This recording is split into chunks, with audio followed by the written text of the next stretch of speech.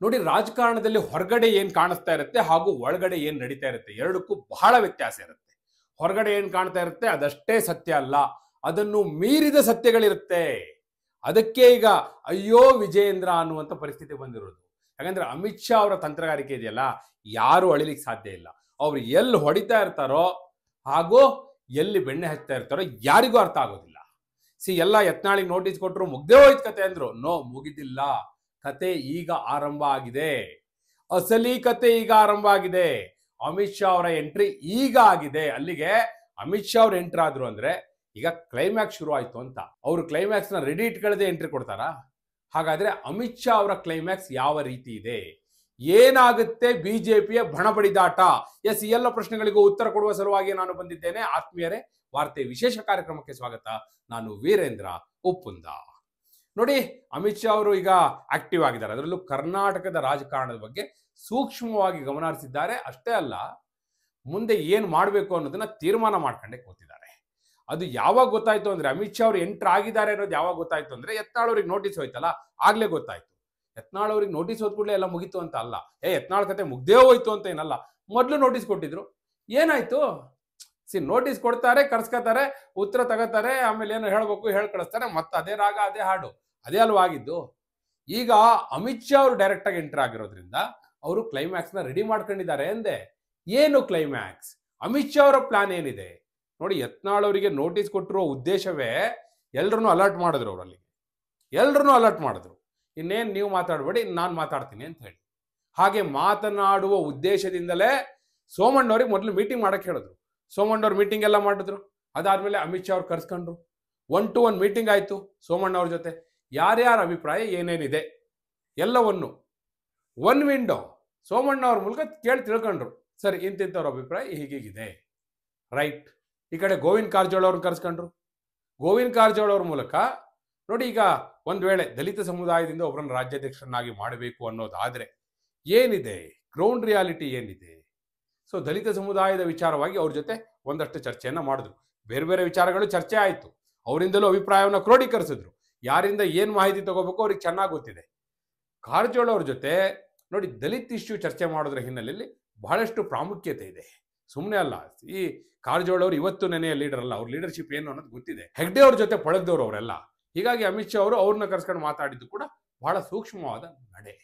ಈಗ ಮುಂದಿನ ಹೆಜ್ಜೆಯನ್ನು ಇಟ್ಟಿದ್ದಾರೆ. ಏನು ನೋಡಿ, ವಿಜೇಂದ್ರ ಪರಿಸ್ಥಿತಿ ಎಲ್ಲಿಗೆ ಬಂದು ನಿಂತಿದೆ ಅಂದ್ರೆ, ಒಂದು ಉತ್ಸವ ಮೂರ್ತಿಯಾಗಿ ಕೇವಲ ನೆಪ ಮಾತ್ರಕ್ಕೆ ಹೆಸರಿಗೆ ರಾಜ್ಯಾಧ್ಯಕ್ಷ ಕೂತಿರ್ಬೇಕು. ಸುತ್ತ ಎಲ್ಲ ಅಧಿಕಾರವೂ ಬೇರೆಯವರಿಗೆ ಹಸ್ತಾಂತರ ಆಗುತ್ತೆ. ಕೋರ್ ಕಮಿಟಿ ಬದಲಾಗುತ್ತೆ, ಪದಾಧಿಕಾರಿಗಳು ಬದಲಾಗ್ತಾರೆ. ಅದರಲ್ಲಿ ಸಂಘ ಪರಿವಾರದವರು, ಯತ್ನಾಳ್ ಟೀಮು, ತಟಸ್ಥ ಬಣ ಎಲ್ಲರೂ ಬಂದು ಕೂರ್ತಾರೆ. ಅವರೆಲ್ಲ ಹೇಳಿ ಡಿಸಿಷನ್ ಮಾಡಿದ್ದನ್ನ ವಿಜಯೇಂದ್ರ ಸೈನ್ ಹಾಕ್ಬೇಕಷ್ಟೇ. ಇದು ಒಂದು ಆಪ್ಷನ್ ನಂಬರ್ 1. ಈಗ ಅಮಿತ್ ಶಾ ಅವ್ರು ಮಾಡಿರೋ ಪ್ಲಾನ್ ಇದೆ. ಆದ್ರೆ ಎಲ್ರದ್ದು ಏನಿದೆ, ಬೇಡ ವಿಜಯೇಂದ್ರ ಅವ್ರನ್ನ ಕೆಳಗಿಳಿಸಿ. ಈಗ ಯತ್ನಾಳ್ ಟೀಮ್ ಹೇಳ್ತಾರೆ, ವಿಜಯೇಂದ್ರ ಅವ್ರನ್ನ ಕೆಳಗಿಳಿಸಿ ಯಡಿಯೂರಪ್ಪನವರ ಅಭಿಪ್ರಾಯವನ್ನು ತೆಗೆದುಕೊಂಡು ಸರ್ವಸಮ್ಮತ ಒಬ್ಬ ಅಭ್ಯರ್ಥಿಯನ್ನ ರಾಜ್ಯಾಧ್ಯಕ್ಷರನ್ನಾಗಿ ಮಾಡಿ, ವಿಜಯೇಂದ್ರ ಅವರು ಕೂಡ ಕೋರ್ ಕಮಿಟಿಯಲ್ಲಿ ಇರಲಿ, ನಾವೇನ್ ಬೇಡ ಅನ್ನೋದಿಲ್ಲ. ವಿಜಯೇಂದ್ರ ಕೂಡ ಪ್ರಮುಖ ಪದಾಧಿಕಾರಿ ಆಗಿರಲಿ, ನಾವೇನ್ ಬೇಡ ಅನ್ನೋದಿಲ್ಲ. ಆದ್ರೆ ಅವ್ರನ್ನ ರಾಜ್ಯಾಧ್ಯಕ್ಷರನ್ನಾಗಿ ಒಪ್ಕೊಳ್ಳಿಕ್ಕೆ ಯಾರು ರೆಡಿ ಇಲ್ಲ ಅನ್ನೋದನ್ನ ಅವ್ರು ಹೇಳ್ತಿದ್ದಾರೆ. ಅದೇ ಕಾರಣಕ್ಕಾಗಿ ಅಮಿತ್ ಶಾ ಅವರು ಇಷ್ಟು ಟೈಮ್ ತೆಗೆದುಕೊಳ್ತಾ ಇರುವಂಥದ್ದು. ಮತ್ತು ಸಂಘ ಪರಿವಾರದಿಂದಲೂ ಅದೇ ರಿಪೋರ್ಟ್ ಹೋಗಿದೆ. ಹೀಗಾಗಿ ಈಗ ಅಮಿತ್ ಶಾ ಅವರು ಆಪ್ಷನ್ ನಂಬರ್ 2 ಪ್ಲಾನ್ ಬಿ ಗೆ ಕೈ ಹಾಕಿದ್ದಾರೆ. ಅದು ಯಡಿಯೂರಪ್ಪನವರಿಗೂ ವಿಜಯೇಂದ್ರ ಅವ್ರಿಗೂ ಕೂಡ ಖುಷಿ ಕೊಡಬೇಕು, ಅದೇ ರೀತಿಯಲ್ಲಿ ಆಲೋಚನೆ ಮಾಡ್ತಾ ಇದ್ದಾರೆ. ವಿಜಯೇಂದ್ರ ಅವ್ರನ್ನ ಕೆಳಗಿಳಿಸಿದ ನಂತರ ಆ ಸ್ಥಾನಕ್ಕೆ ಬರುವಂತಹ ವ್ಯಕ್ತಿ ಯಡಿಯೂರಪ್ಪ ಹಾಗೂ ವಿಜಯೇಂದ್ರ ಒಪ್ಪಿಕೊಳ್ಳುವವರು ಆಗ್ಬೇಕು, ಹಾಗೂ ತಟಸ್ಥ ಬಣ, ಯತ್ನಾಳ್ ಬಣ ಎಲ್ಲರೂ ಒಪ್ಪುವವರು ಆಗ್ಬೇಕು.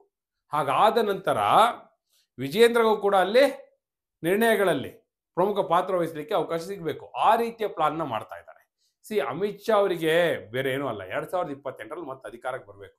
2029ರಲ್ಲಿ ಈ ಹಿಂದೆ ಗೆದ್ದಿದ್ರಲ್ಲ, ಆ ರೀತಿ ಔಟ್ ಆಫ್ ಔಟ್ ಆ ಲೆವೆಲ್ಗೆ ಹೋಗ್ಬೇಕು ಅಂತ. 1 ಸೀಟು ಕಳ್ಕೋಬಾರ್ದು ಈ ಹಿಂದೆ ಕಳ್ಕೊಂಡ ಹಾಗೆ. ಅದು ಅಮಿತ್ ಶಾ ಅವರ ಗುರಿ.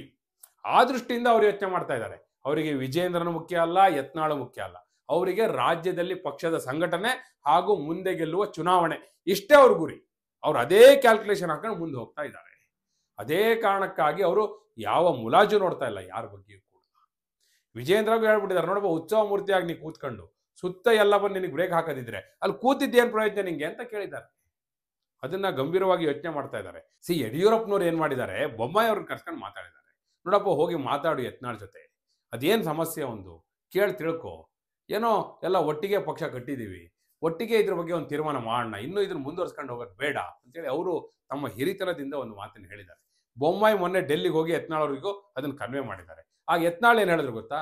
ಸರಿ, ಅಮಿತ್ ಶಾ ಅವ್ರು ಹೇಳಿ, ಅದನ್ನು ನಾವು ಒಪ್ಕೋತೀವಿ, ಅಮಿತ್ ಶಾ ಅವ್ರು ಹೇಳಿ, ನೀವೇ ಮಧ್ಯಸ್ಥಿಕೆ ವಹಿಸಿ ಅಂತಲಿ ಬೊಮ್ಮಾಯಿಗೂ ಹೇಳಿದ್ದಾರೆ.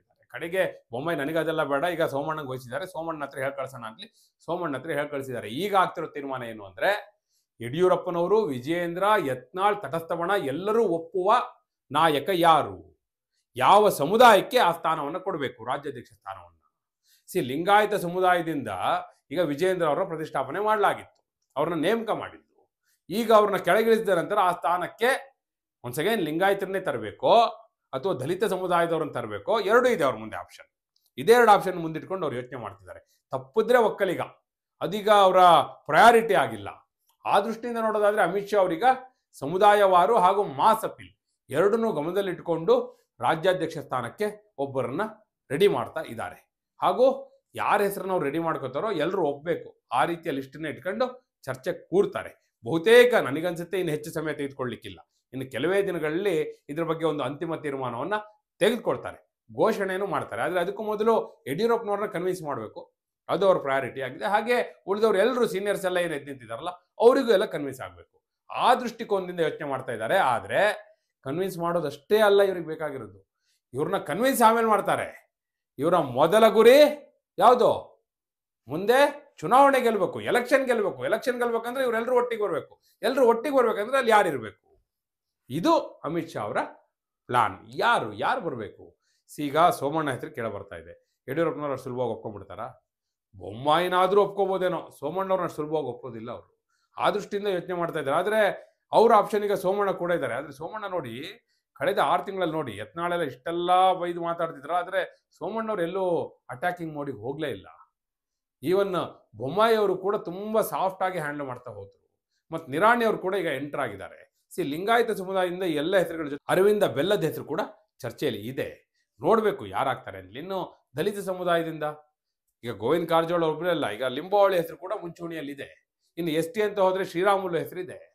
ನೋಡಬೇಕು ಅಂತಿಮವಾಗಿ ಯಾವ ಸಮುದಾಯ. ಹಿಂದುಳಿದ ವರ್ಗ ಅಂತ ತೆಗೆದುಕೊಳ್ಳೋದಾದ್ರೆ ಸುನಿಲ್ ಕುಮಾರ್ ಹೆಸರು ಚರ್ಚೆಯಲ್ಲಿದೆ. ಹೀಗೆ ಬಹಳಷ್ಟು ಹೆಸರುಗಳು ಚರ್ಚೆ ಆಗ್ತಾ ಇದೆ. ಒಕ್ಕಲಿಗ ಅಂತ ಬಂದ್ರೆ ನಿಮಗೆ ಶೋಭಾ ಕರಂದ್ಲಾಜೆ ಅವರ ಹೆಸರಿದೆ. CT ರವಿ ಬಹುತೇಕ ಅವರು ವಿಧಾನ ಪರಿಷತ್ನ ವಿರೋಧ ಪಕ್ಷದ ನಾಯಕ ಆಗಬೇಕು ಅಂತ ಇದ್ದಾರೆ. ಯತ್ನಾಳ್ ವಿಧಾನಸಭೆ ವಿರೋಧ ಪಕ್ಷದ ನಾಯಕ ಆಗಬೇಕು ಅಂತ ಅವ್ರು ಗುರಿ ಇಟ್ಕೊಂಡಿದ್ದಾರೆ.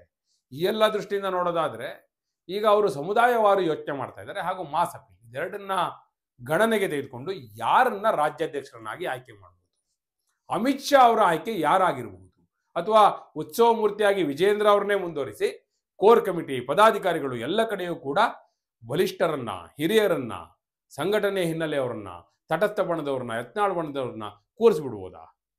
ವಿಜೇಂದ್ರ ಅವರಿಗೆ ಯಾವುದು ಬೆಸ್ಟ್ ಆಪ್ಷನ್?